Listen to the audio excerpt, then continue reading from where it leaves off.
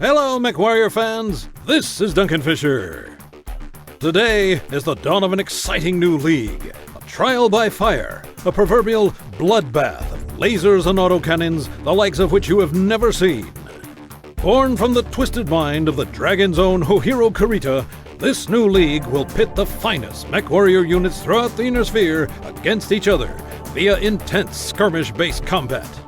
If you thought 1 vs 1s and 2 vs 2s was hardcore, well, just wait, because the Martial Olympiad is reborn.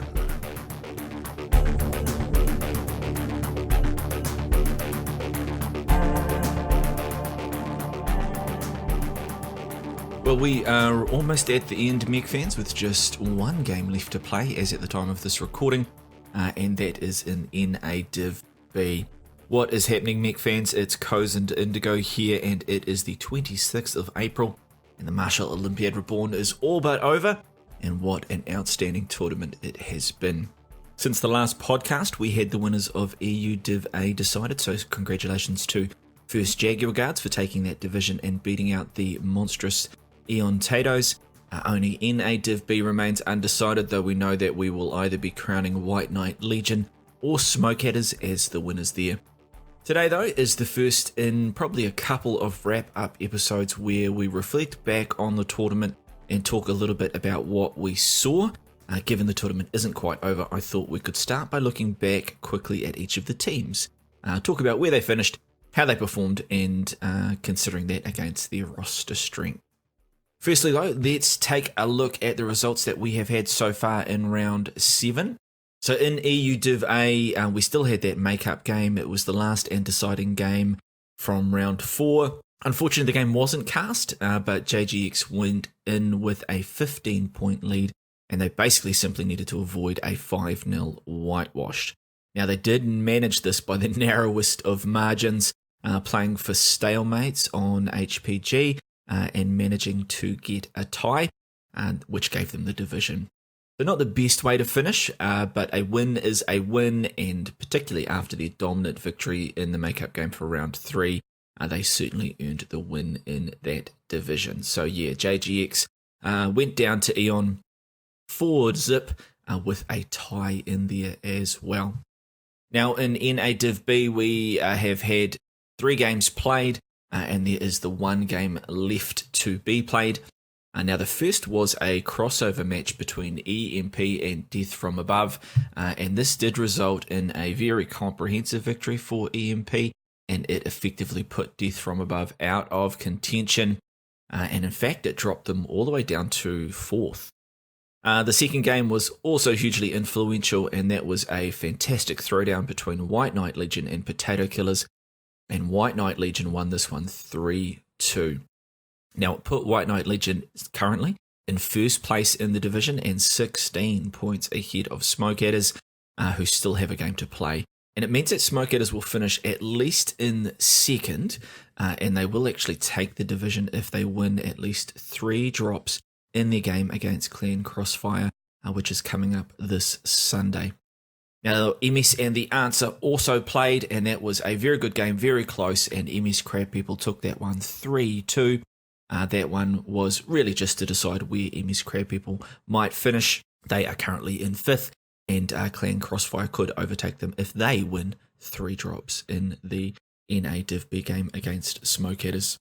Alright, let's talk briefly about how each team performed, particularly considering what their original roster strength was and where they had come in ranked, as the tournament saw 32 teams registered and ranked, and they were put into 6 different divisions, 2 in EU and 4 in NA.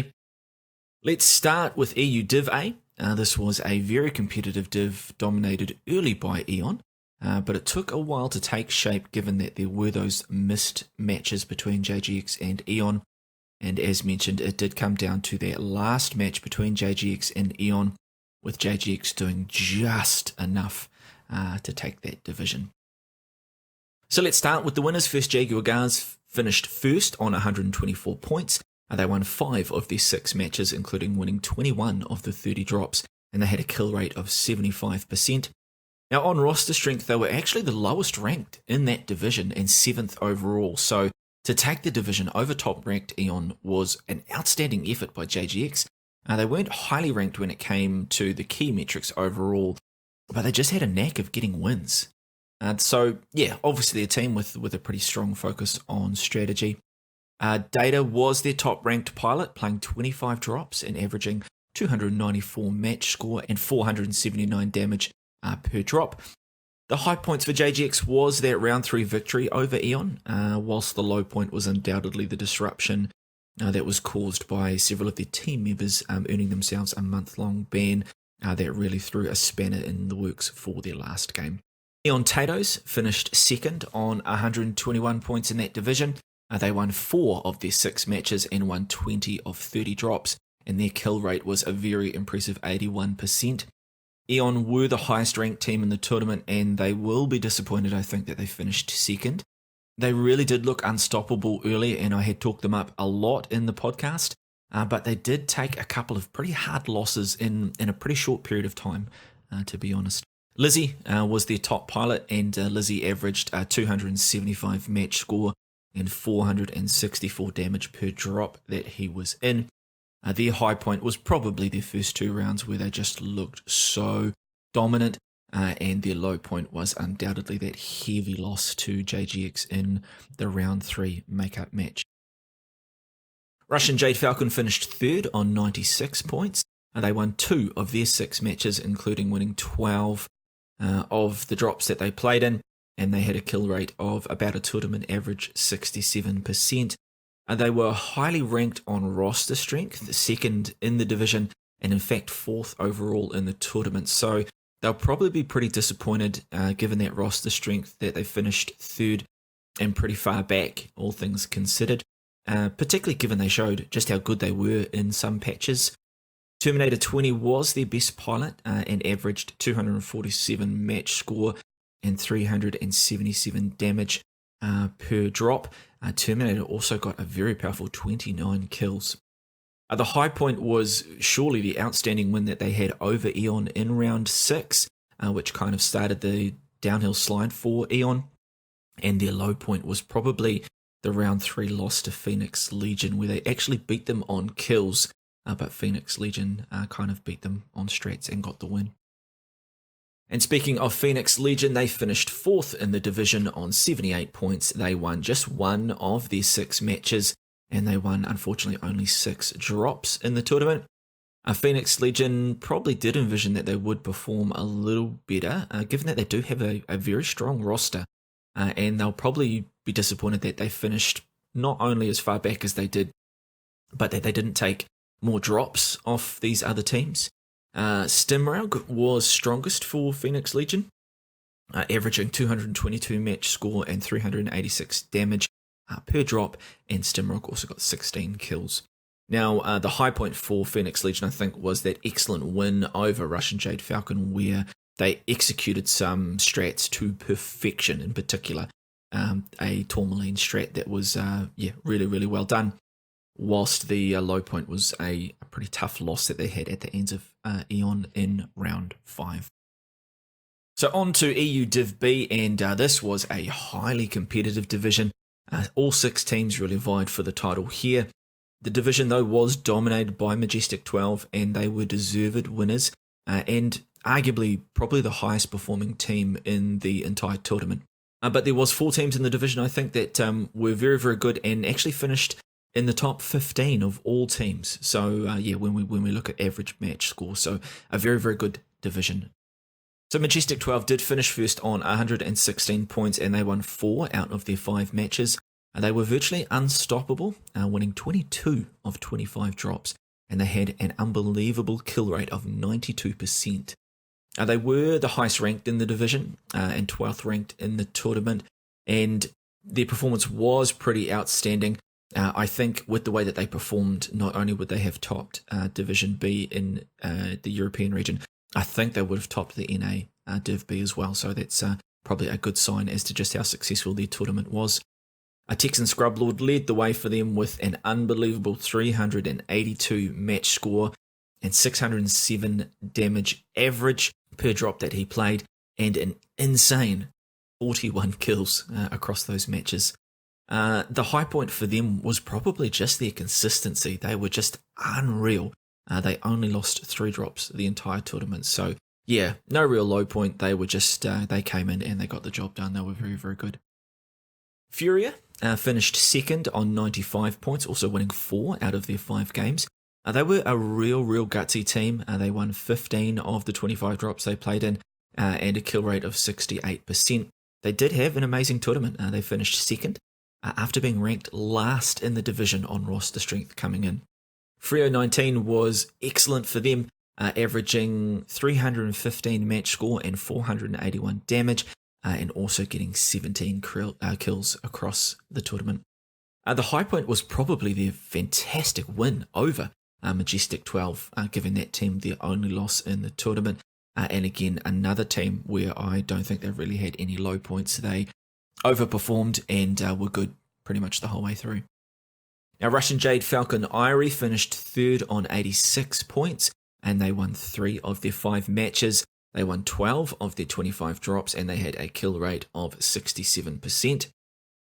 They actually came into the tournament ranked second in the division and 14th overall, so finishing third is pretty good given how competitive the division is, but I think they would have really had high hopes for finishing at least first or second. Desertu was absolutely potent for Russian Jade Falcon Irie, blasting 27 kills and averaging 294 match score and 482 damage. Irie's high point was probably just how competitive they were overall. They were basically in almost every game.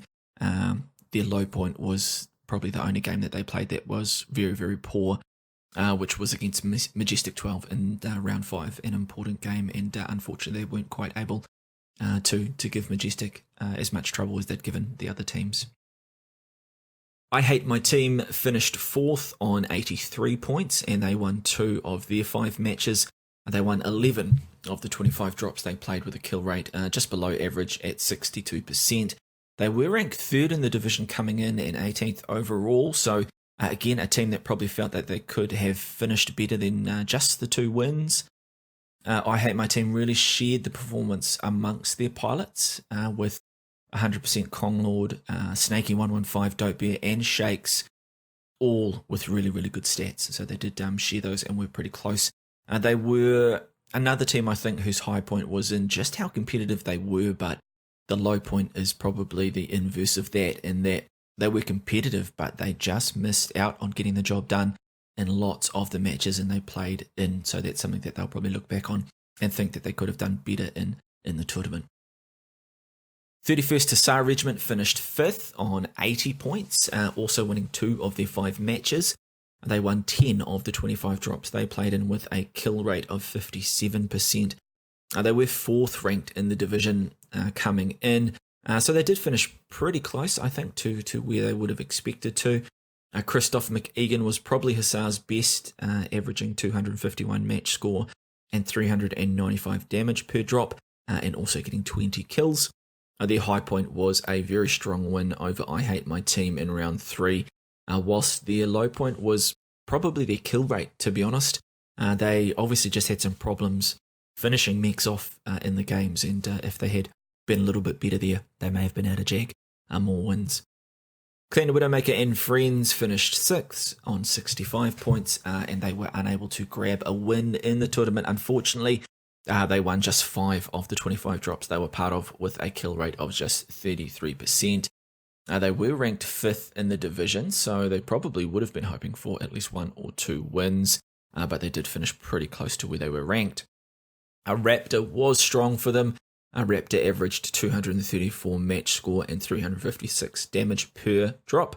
The high point was a very, very good performance against Russian Jade Falcon in round 4, and that almost got them the win. That eluded them, and yeah, I mean, the low point, of course, was not being able to get that win in the end. So, yeah, a very, very good division, and well done to Majestic 12 for coming up victors there. From the European region to the North American region, and starting with Div A, which unfortunately was tad undergunned in the number of teams, just 3 of them, and one of them was basically an invitational team in Black Omen.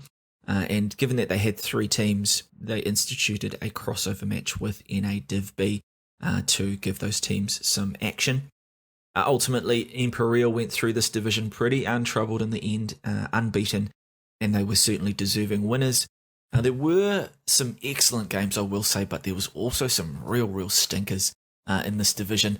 It was probably the least competitive, all things considered, and Black Omen and 228 Blackwatch, they almost cancelled each other out basically, and none of them really pushed EMP to the level that they needed to be pushed. So EMP did finish first on 132 points. They won all of the games that they played, and they won 24 of the 30 drops that counted towards the tournament, and they had a kill rate very impressively of 84%. EMP were actually ranked second in the division on roster strength and third overall, so I think it's probably fair to say they really reaffirmed their dominance over the NA region, and they should be pretty happy with their tournament. I don't think that they were particularly troubled all the way through. Chimera, of course, led the stats for the team, which is no surprise, but I think it would be fair to say that Salith was the more influential pilot, and really did highlight that he is, if not the best, certainly in the top 1 or 2 light pilots in the game at the moment. Had an excellent tournament. The high point, I think, was just how adaptable and flexible they were as a team. So they really did have a lot of different things thrown at them, both from Div A teams and from Div B teams. But they just adapted and overcame. They just really looked unstoppable and unbeatable at so many points, even when they were at the brink, I think, of going down. Black Omen finished second on 110 points, and they had to go to a secondary tiebreaker with 228 Blackwatch, given that they ended up with identical win-loss records, both in matches and in drops. Pretty crazy there. They won 3 of the 6 matches they played, and of course no surprise that Lizzie also led the stats for Black Omen, averaging a match score of 297 and 524 damage per drop. I think the high point for Omen was probably the light play. They had some very good input from Dario and Navid A1, and they demonstrated in how important light play is, particularly their timing. The timing of the interventions, I thought, was very strong throughout the tournament. The low point, without a doubt, for Black Omen was the absolute snooze fest that they played on HPG, a couple of stalemates on in that round with 228 Blackwatch that no one really wanted to see, and unfortunately it was cast, so we had to watch it and it hurt our eyes. So on to 228 Blackwatch, who finished third in the tournament, also on 110 points. They were on the other end of that aforementioned secondary tiebreaker. They also won 16 of the drops that they had played in, and they'll be disappointed, I think, that they didn't take at least second from Black Omen, and in fact probably disappointed that they didn't perform better overall in the tournament. They are a very good team, and they really did let EMP off, I think, without pushing them in the way that they would have wanted to. No surprise, again, that One Last Bite was their top pilot and averaged a match score of 274 and 402 damage per drop. And One Last Bite got a ridiculous 30 kills across the tournament as well. So very impressive. Their high point, I think, was the comeback win over Black Omen in round 3, winning the last 3 drops after going down in the first 2. So I thought they showed a lot of grit to come back and win in that game and take the match the last 3 drops. And of course, they shared that low point with Black Omen, really actively trying to play for a stalemate on those HPG drops, which, no one really enjoyed. So that wasn't the best kind of comp play that we would hope to see. On to NA Div B, which is the only division that is as yet undecided, and it will go to either Smokeatters or White Knight Legion, as I mentioned. Both strong teams, and either of them would deserve to be crowned the champions. What set this division apart, I think, was just how close it's been, coming right down, of course, to this last round and the last game, and every drop will be meaningful. So it did have the largest number of teams, with 7 in total, and of course it did have that crossover match with NA Div A, so that was a little bit different as well. We'll start with Smokeatters, who will finish in first or second. and they will net somewhere between 124 and 139 points, given that they do own the tiebreaker over both Potato Killers and Death from Above, and they won 3 out of the 6 matches that they have played so far. They won 18 of the 30 drops that they've played so far, and yeah, of course, they have the 5 drops and a match yet to play. They had a kill rate of 73%, which was pretty good as well. Now, they did come in to the division ranked 5th out of the 7 teams, and given that they will finish 1st or 2nd is an absolutely outstanding performance from this team in this tournament, so they should be very, very happy with how they went in the Martial Olympiad Reborn. They had really, really good contributions from lots of pilots, but I think Unfearing is the pilot that had the best tournament for them, averaging 272 match score and 469 damage per drop. Their high point came in a division-defining performance against Black Omen, being the only Div B team to take a drop off a Div A match, let alone 2 in one of those crossover matches. So that was really, really, really impressive. Their low point is probably going to be on Sunday when they get 5-0'd by my team, Clan Crossfire. White Knight Legion will also finish either 1st or 2nd on 130 points, winning 4 of their 7 matches. They won 20 out of the 35 drops they played and had a kill rate of around the tournament average 65%. They have also had a very, very good tournament. I think they came in ranked 3rd in the division on roster strength, but yeah, they were performing like the top team right from the get-go, I think. No surprise that Texan Scrublord was also their best, averaging 285 match score and 441 damage across the drops he played, but more impressively, getting more than a quarter of all the team's kills, almost 50 in total. So that is an absolute sensational performance from Texan. Their high point, I think, was the clutch victory that they had over Potato Killers in round 7. They needed to win to stay in touch, and when they did, it was an extremely crucial game for them to get at least 3 drops off that other good team. And their low point, I think, was probably the missed opportunity that they had in their crossover game when they played 2-8 Blackwatch. They were good enough to have taken some drops off that Div A team, but they just couldn't do it. So it would have been influential if they had. So I think if they went back and looked at anything in the division as to what they could have improved on, it was probably in that game where they easily could have taken some drops off 2-8. Potato Killers finished 3rd on 124 points, and they owned the tiebreaker over Death from Above, but they lose the tiebreaker to Smoke Adder, so that's why they will be guaranteed to finish in 3rd. Potato Killers won 3 of their 7 games and 18 out of their 35 drops, and they had a kill rate below tournament average at 59%. Now, on roster strength, Potato Killers were ranked 2nd highest in the division coming in, and 10th overall, which is pretty impressive. And they actually improved this roster strength by bringing in a couple of very good pilots in the last 2 rounds. So given that, they are probably disappointed that they finished in 3rd, particularly given how close it is, and their position and where they finished has been dependent on tiebreakers.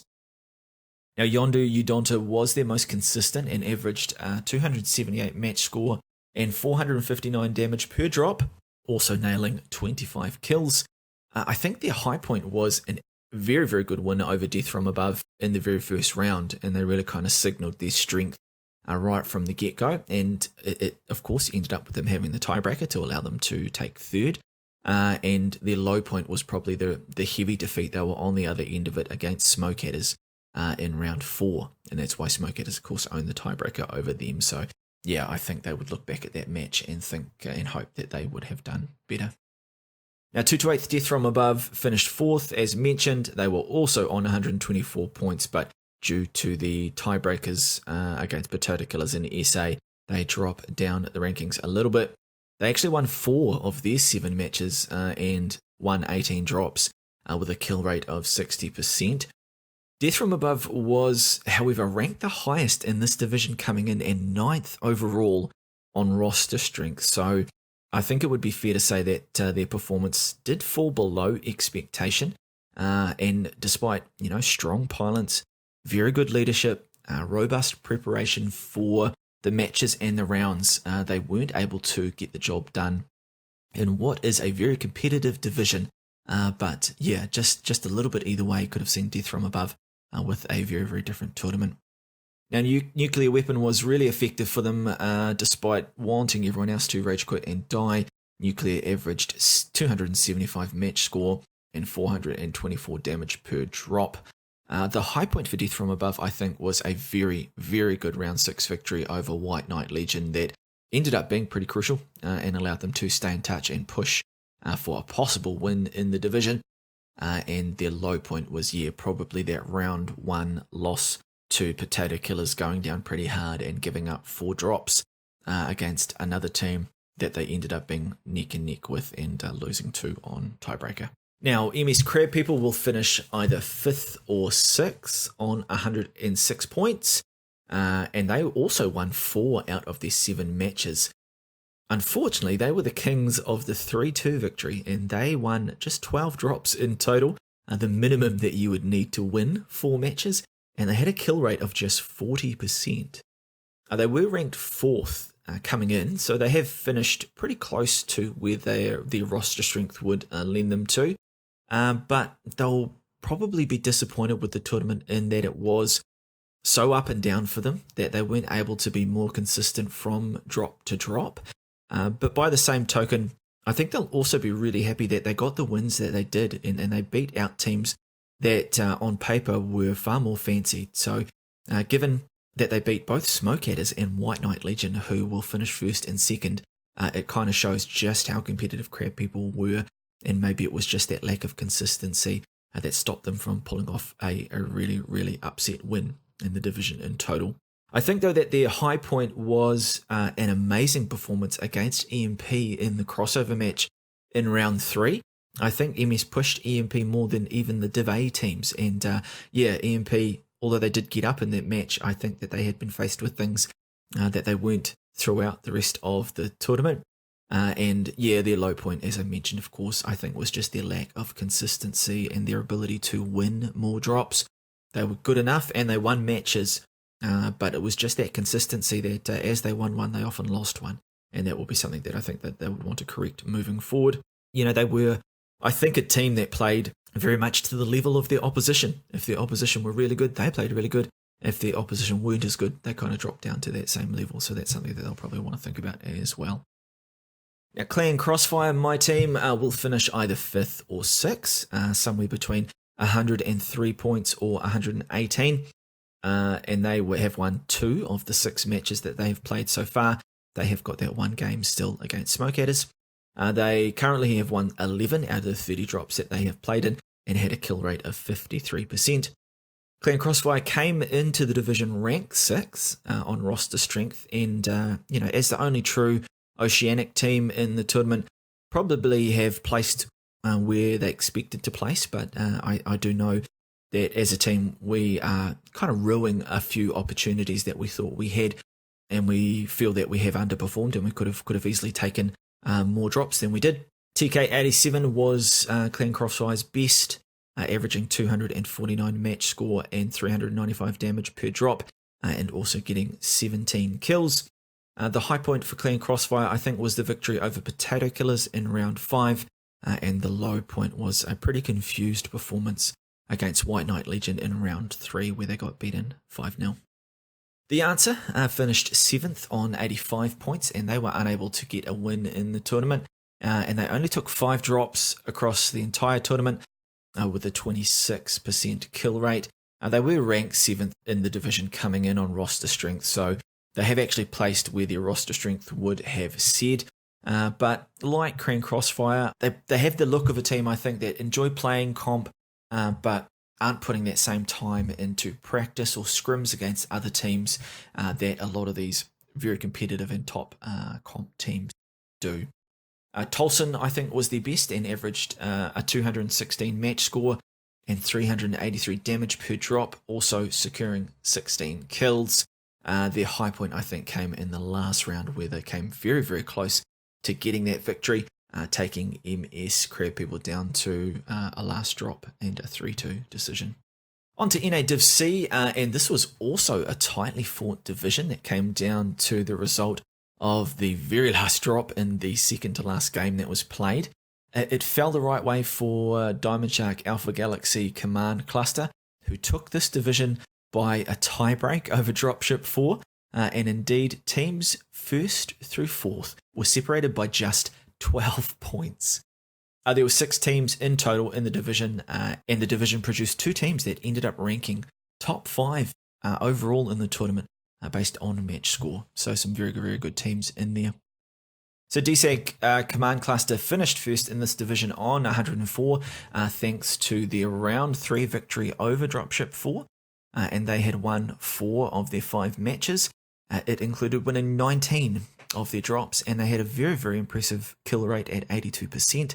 Now, some thought that this team was pretty much in the wrong division, given that they ranked not only highest on roster strength in Division C by quite a long way, but they actually ranked higher on roster strength than 2 of the NA Div B teams. So yeah, they were probably lucky to be in Division C, and they probably performed as expected. You would expect a team with that kind of roster strength to end up where they did in winning that division. And now their best pilot was MK2, who not only averaged 290 match score and 428 damage per drop, but piloted the Street Crow that was probably the defining moment of the tournament for them. And that was that victory over Dropship 4, which was certainly their high point. And yeah, MK2 was right in the middle of that. Their low point was probably the only loss that they had, which was to Blackthorn Dragoons in round 2. Dropship 4 finished second in the division on that tiebreak, as mentioned, also on 104 points, and they had won 3 of their 5 matches. And now Dropship 4 won 18 of the 25 drops that they played in, and they had a vicious kill rate of 87%.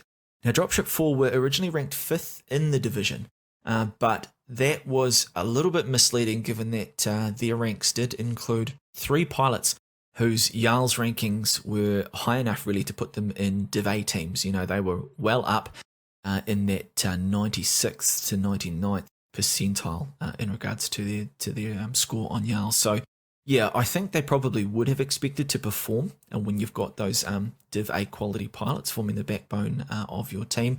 And in fact, they're probably gutted that they couldn't take it the whole way and take the division. So yeah, it was no doubt that Soviet Armada, their highest ranking pilot, was their standout. Soviet averaged 336 match score and 550 damage, and also accounted for a quarter of all of that team's kill. So very, very impressive by Soviet playing in that division. Their high point, I think, was their round 1 victory over Blackthorn Dragoons, which was a very, very good win early on. And of course, their low point had to be losing that final drop and ultimately the match to Cameron's Highlanders Claymore. They had the power to take the division right there in one game, and unfortunately they weren't able to get that across the line. So no doubt that will be a low point for a very, very good Dropship 4. Blackthorn Dragoons finished third on 98 points, and they won 4 of their 5 matches as well. That included 16 drops that they won with a kill rate of 61%. Blackthorn Dragoons were ranked 4th in the division coming in, so to win all but one game and to finish third is, I think, a tremendous performance. They did very, very well. It's also a little disappointing, I think, because they were actually pretty close to taking this division as well. So overall, a tournament to reflect on for BTD. Lusankia was their best pilot, averaging 413 damage and 271 match score per drop, also getting 21 kills. I think their high point was probably that round 2 win over the division winners DSAG, and their low point was that loss to Dropship 4 in round 1, where they went down 4 drops to 1, and of course that ended up being pretty meaningful with just how close this division was. Cameron's Highlanders Claymore were 4th on 92 points, and they won 3 of their 5 matches. They won 14 of their 25 drops and had a kill rate very close to tournament average at 66%. They were ranked 3rd in the division on roster strength coming in, so they're probably a little bit disappointed that they didn't finish higher and that they ended up in 4th, although of course it was a pretty competitive division. Deriku was outstanding for Claymore, averaging 481 damage and a 302 match score each drop, as well as 19 kills. Their high point, I think, was the very gritty and very tense win over Dropship 4 that denied them winning the division in round 5. And I think their low point was probably the drops that they ended up giving up to Aces Wild in round 1.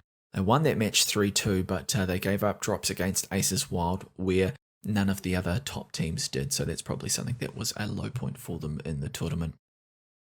Bears Brawlers finished 5th on 68 points. They won just 1 of their 6 matches.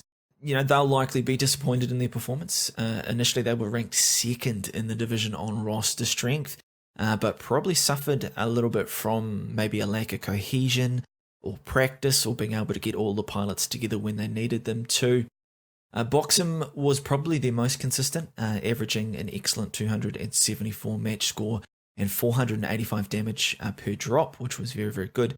Their high point was their excellent showing against BTD in the last round. Whilst they didn't win, they played very, very, very, very well. And as I said, their low point, I think, was probably the struggles that they had in the tournament to work as a team, to have consistency in what they had established and what they had done, both in the drops and obviously in their approach to the tournament. Aces Wild finished 6th on 59 points. They weren't able to get a win in the tournament, and ultimately they actually won just 3 drops, 2 of course, which were in round 1 against Claymore. Now they were actually ranked lower on roster strength than the Division D team, Aces Wild Black Aces, and they were also quite a way below some of the other teams in Div C, so it was always going to be an uphill battle for them. But I thought they played with a real honour and integrity, and they really seemed to have fun, which I think was awesome. So whilst it was pretty tough for them, it was great that they were in the division and were competing. Alex 545 was their best, averaging 284 match score and 472 damage per drop. And I think, their high point was that very strong performance in round 1, where they really did push Claymore and took 2 drops off them. So last but not least was a very entertaining NA Div D, which also saw 6 teams battling for the title. Now once the dust had settled in this division, it was Aces Wild 3rd Battalion Black Aces who were the victors, and they effectively led from start to finish, going through unbeaten in the end.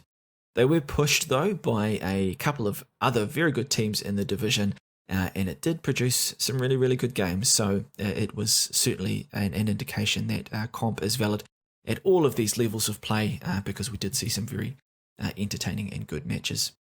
So Black Aces finished first on 117 points. They won all of their 5 matches and 22 of their 25 drops, and they had a kill rate of 86%, which was outstanding. They were ranked first in the division by a pretty decent margin. As mentioned, they were actually ranked higher on roster strength than the team above them in Div C. So they probably performed as expected, but of course they went through unbeaten, so they'll be very happy with how they went in the tournament. Kaldabeski was their best, managing a very, very good 33 kills, averaging 308 match score and 469 damage per drop. Nothing but high points really for the team. As mentioned, I think going through unbeaten will certainly be the thing that they will be most pleased with. 2 to 8th IBR Death from Below finished second on 107 points, and they won 4 of their 5 matches. They won 18 of the drops that they played in and had a very good kill rate of 77%. They had ranked 3rd in the division coming in, so coming in second and competing the way they did was a very, very good result. Now, Chortles was outstanding for them, though they did have a lot of good contributors. Many of their pilots played very well, but Chortles, with 22 kills, an average match score of 300 and average damage of 409 per drop, was fantastic. So hard to look past Chortles as their best pilot. Their high point, I think, was a very, very good win over 79th Raptor Talon Cluster in the last round, whilst their low point was in coming really, really close to beating Black Aces in round 3, but not quite getting over the line. On reflection, if they had come through and won that one, it's very likely that they would have taken the division. So 79th Raptor Talon did finish third on 98 points. They won 3 of their 5 matches, and that included winning 16 drops. Their kill rate was very good as well at 71%, and they were ranked second coming into the division. So whilst it was very competitive, I think they probably would have hoped to finish at least second to reflect their roster strength and potentially even beat Black Aces. Now, Mr. Anderson was absolutely fantastic for Raptor Talon, amassing 30 kills and an insane 560 damage per drop average, which was very, very good. The high point for 79th, I think, was probably just how well a lot of their pilots performed. So whilst I've called out Mr. Anderson there, they got good contributions from almost their entire roster. So something went very, very well for that team to get really, really good contributions across the board from so many of their pilots. Smoke Eaters 505th finished 4th on 74 points, and they won 2 of their 5 matches. They won 8 drops and had a kill rate of 43%. 505th were ranked 5th in the division, so a 4th place finish is a positive result. They should be happy with the 2 wins. Therax was their best and averaged 505 damage and 290 match score per drop, which is very good. Their high point, I think, was the 2 very good victories that they did. To take 2 matches was very, very good. And I think the low point for them was probably when they lost, they didn't push the teams very hard. So when they lost, they kind of gave it away a little bit easy. So I think that's probably something that they would look back on and want to change for next tournament. Diamond Shark 39th Strike Cluster finished 5th on 69 points, and they won 1 of their matches. Diamond Shark were actually the lowest ranked in the tournament, so to get the 1 win and to finish 5th here, I think is a pretty admirable performance. They did push the higher ranked teams, I think, more than, say, Smoke Eaters did. So despite where they finished, I think there were plenty of positive signs for them in this division. Destriax was their best, averaging 456 damage and 268 match score, and also collecting 22 kills in the tournament. Their high point, I think, was just in how they stayed in the contest. You know, they did go down. They did only win 1 match, but they were gritty enough to push a lot of the teams and really take those contests down to the wire. And finally, Cameron's Highlanders Sons of Thunder finished 6th on 59 points. Unfortunately, they were not able to get a win in the tournament. They were on the rough end of a few of the matches, but they competed valiantly in every match. They turned up and looked like they had a really good time. Blitzkrieg Radek performed really well, an average match score of 223 and average damage of 359 per drop, which was really good. I think their high point was the last round, where they saved their best performance in pushing Diamond Shark right to the brink. They didn't get the victory there, but they did perform really, really well. So that was a pretty brief look at each of the 32 teams and how they went in the Martial Olympiad Reborn. Obviously, it is based just on what I'd observed from watching and, of course, the match statistics that I had been collecting for each game. Right, so based on those stats, let's talk about the top 5 teams in the tournament. In 5th, we have the very powerful EMP, Imperial, and they averaged 247 match score per player per drop in their unbeaten run in NA Div A. EMP's accuracy and kill rate were the best in the tournament, but these stats were padded a little bit by the fact that they had the 2 crossover matches with the NA Div B teams. In 4th is Black Aces, who were winners of NA Div D. They averaged 250 match score per player per drop. Black Aces had the best survivability in the tournament, on average losing only 50% of their health as at the end of the game, so pretty impressive there. In 3rd is Dropship 4 from NA Div C, and they averaged 251 match score per player per drop. Dropship 4 had fantastic average damage. They really, really hit teams hard when they played. They were a little top heavy as a team, with just 4 of their pilots accounting for more than half of the total damage and half the total kills that the team managed. But they used their pilots to really, really good effect and for a good result, finishing second in Div C. In second is Majestic 12, who were winners of EU Div B. They averaged 257 match score per player per drop. Majestic were pretty great across the board, to be honest. They had the highest average damage. They had ridiculous accuracy as per their components destruction. And their kill rate was pretty awesome as well. So I'd mentioned earlier in the piece that they were probably the best team and just based on all of those different metrics. But yeah, they were second at least on average match score. And of course, the other thing that I thought was interesting is that Majestic 12 had the least amount of team damage of any team across the tournament. So something else that they were able to ace. But in number one, in first place, it goes to Diamond Shark Alpha Galaxy, winners of Division NA Div C, and they had a very impressive 267 average match score per player per drop across the tournament. I think cohesion was the hallmark of DSAG. They were the only team to use just 9 pilots throughout the tournament, and therefore they had the average amount of game time and drops played per pilots on their roster as well. They also had the smallest variance between their highest performing pilot and their lowest performing pilot when we consider match score less than 50 separated first from ninth on their team. So yeah, very, very good. Comp, I guess, is all about teamwork, and I think it's probably fair to say that DSAG really did show how powerful a tool it can be. So well done to DSAG and indeed all of these awesome teams on a very, very good tournament. So we're going to finish up the episode with a few specialty awards. So the Nuremberg Award for Crimes Against Humanity goes to Blackthorn Dragoons, who did 2,623 team damage across the tournament. Now this was far and away the most of any team, and it was almost double the average amount done in the tournament. So not sure whether these guys just don't like each other or what, but let's try and be kind to each other, guys.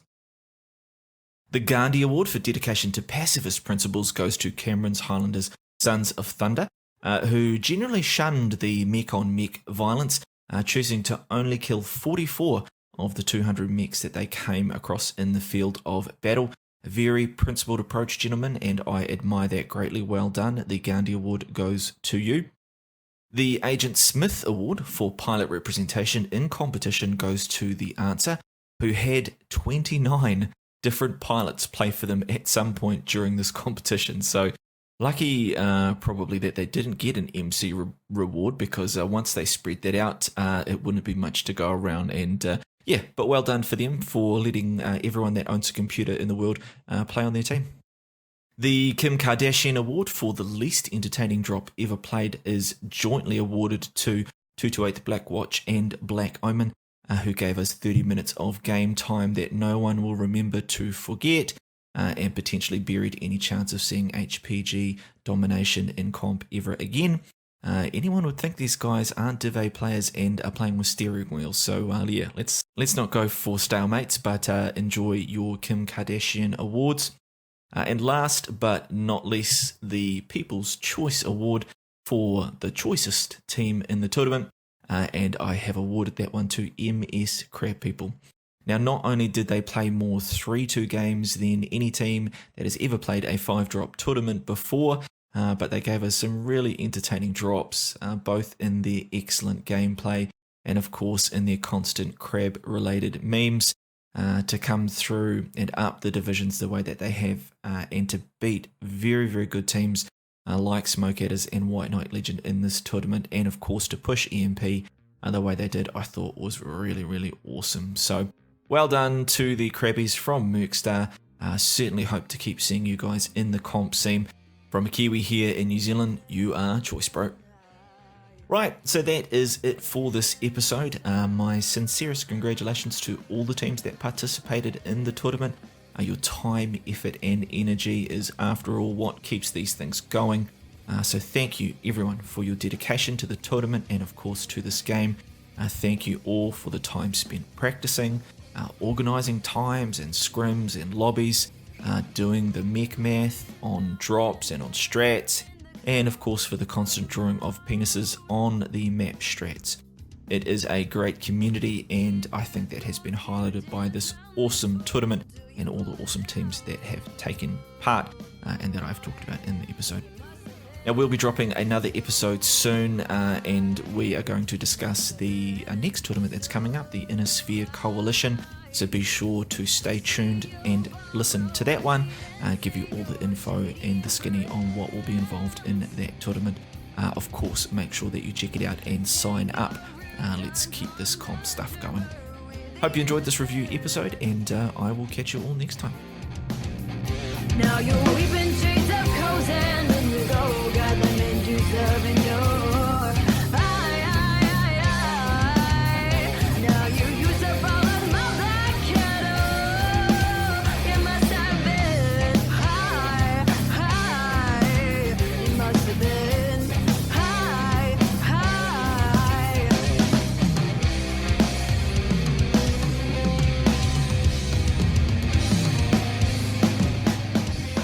Shutdown sequence initiated.